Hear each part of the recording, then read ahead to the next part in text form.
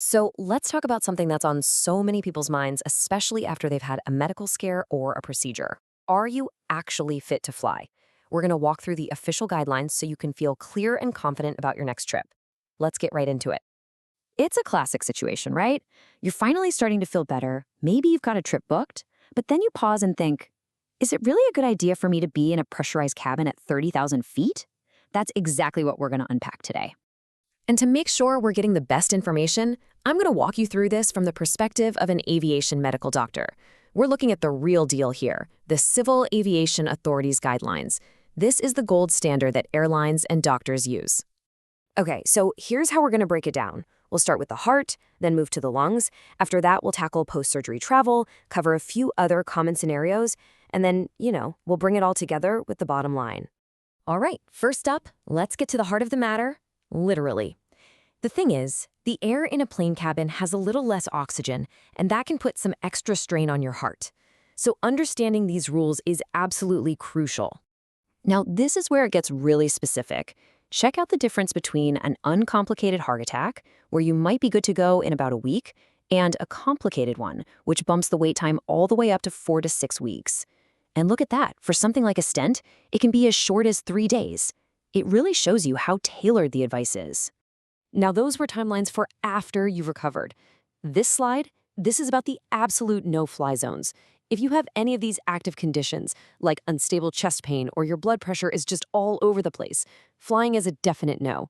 The key word here is uncontrolled. The goal is to get these things stable before you even think about heading to the airport. All right, let's move on from the heart to the lungs. The title says, breathing easy at 30,000 feet. Well, that can be a real challenge for some. Let's see what the guidelines say about keeping your lungs happy up there. With pneumonia, the rule is actually pretty straightforward. It's not about counting a specific number of days. It's all about your actual condition. Your doctor needs to give you the all clear, confirming you're way better and, this is key, that the infection is completely gone. I mean, nobody wants a relapse at altitude or to be contagious on a plane. And this is a fantastic example of how medical advice changes and gets better over time. It used to be that if you had a collapsed lung, you were grounded for 6 long weeks, period. But now the guidance is much more modern. If it's been drained successfully and an x-ray shows everything's back to normal, you could be cleared to fly in just 1 or 2 weeks. That's a huge difference. Okay, on to probably one of the most common questions out there. I just had surgery. When can I take off? The answer really depends on the type of surgery, mostly because of how trapped gases in the body can expand at altitude, which can cause some serious issues. For any major open surgery on your abdomen, the number you've got to remember is 10. 10 days. You need to wait at least that long before you get on a plane. It just gives your body time to heal and for any trapped air from the surgery to safely dissolve. But look at the difference here. For minimally invasive stuff like keyhole surgery or even a colonoscopy where they introduce air, the risk is way lower.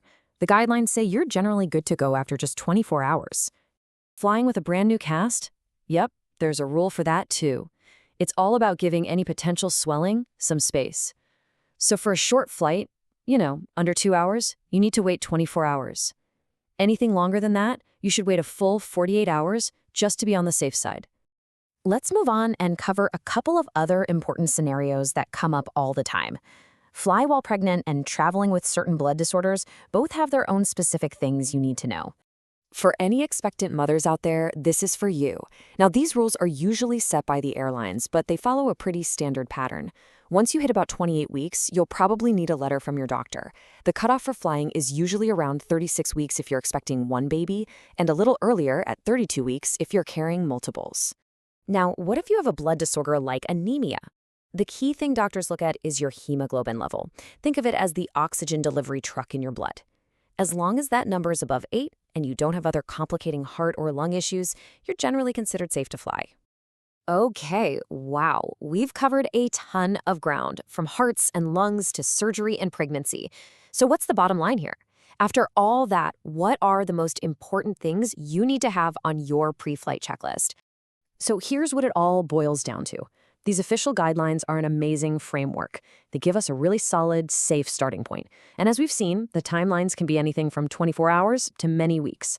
But, and this is the most important part, these are general rules. They are not and never will be personal medical advice from me to you.